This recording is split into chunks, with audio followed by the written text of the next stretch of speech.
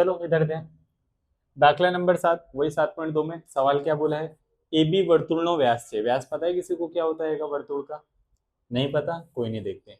वर्तुळનું केंद्र 2 और -3 અને बी 1 અને 4 છે तो बिंदु ए ना याम शोधो। किसके याम ढूंढेंगे? ए के। सबसे पहले मैं तुमको तीन चीज बता दूं, त्रिज्या किसको बोलते हैं, वर्तुल का व्यास किसको बोलते हैं, और वर्तुल का केंद्र किसको बोलते हैं। जब भी हम कोई वर्तुल बनाते हैं ना, वर्तुल का जो सेंटर पॉइंट होता है ना, जहाँ पे परिवर्त का जो एकदम मध्य में पॉइंट आता है, उसको हम क्या बोलते हैं, वर्तुल का केंद्र बोलते हैं। ठीक है।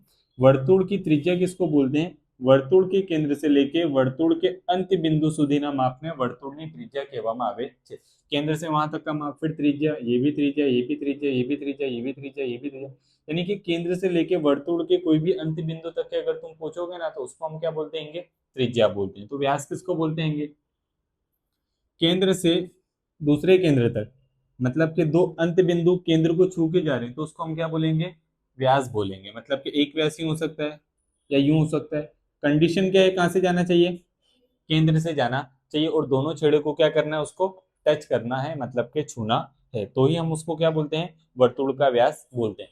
तो यहाँ पे क्या बोला, ए बी वर्तुल व्यास थे। तो एक आकृति बनाता हूं तुम्हारे लिए मैं, और वर्तुल का व्यास बनाता हूँ। ठीक है, ये वर्तुल का क्या है, व्यास है, ये दोनों छेड़े पे। यहाँ पे नाम देता हूँ ए, यहाँ पे नाम देता हूँ बी। ठीक है, ए बी वर्तुल व्यास है, वर्तुल केंद्र 2 -3, केंद्र के याम क्या है, 2 और -3। ठीक है, अने बी 1 और 4, बी के याम कितने हैं, 1 और 4, ए ना याम शोधो। तो ए के याम क्या होंगे, एक्स और वाई, जो मुझे क्या करना है, ढूंढना है। कैसे ढूंढेंगे, तो फिर कौन सा सूत्र, मध्य बिंदु या विभाजन। मेरे को क्या दिया हुआ है, केंद्र तो मध्य में आता है, मतलब कि मध्य बिंदु के सूत्र से ही होगा।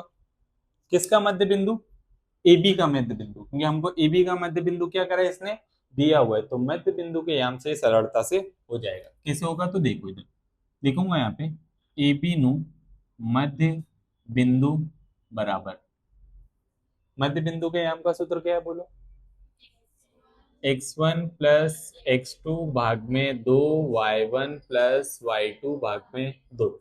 ए बी के मध्य बिंदु, मध्य बिंदु के याम का सूत्र तो मुझे दिया हुआ है ना, क्या, 2 और -3। तो ये मध्य बिंदु के याम की जगह मैं क्या लिखूंगा, 2 और -3 बराबर में x1 y1 x2 y2, किसके ऊपर नाम दूंगा, ए के और बी के ऊपर, क्योंकि ए बी के मध्य बिंदु के सूत्र का इस्तेमाल करा है मैंने। तो ए के ऊपर x1 y1, बी के ऊपर x2 y2। ठीक है सर। x1 कितना है, तो x प्लस x2 कितना है, तो 1 भाग में 2, y1 y, y2 4 नीचे 2। ठीक है।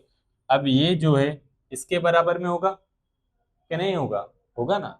और ये जो है ये किसके बराबर में होगा, वायाम के बराबर में होगा कि नहीं होगा, होगा। ठीक है, तो इसके बराबर में ये ले लेंगे और इसके बराबर में ये ले लेंगे। मतलब कि मैं क्या ले सकता हूँ, 2 बराबर में क्या, x प्लस 1 भाग में 2।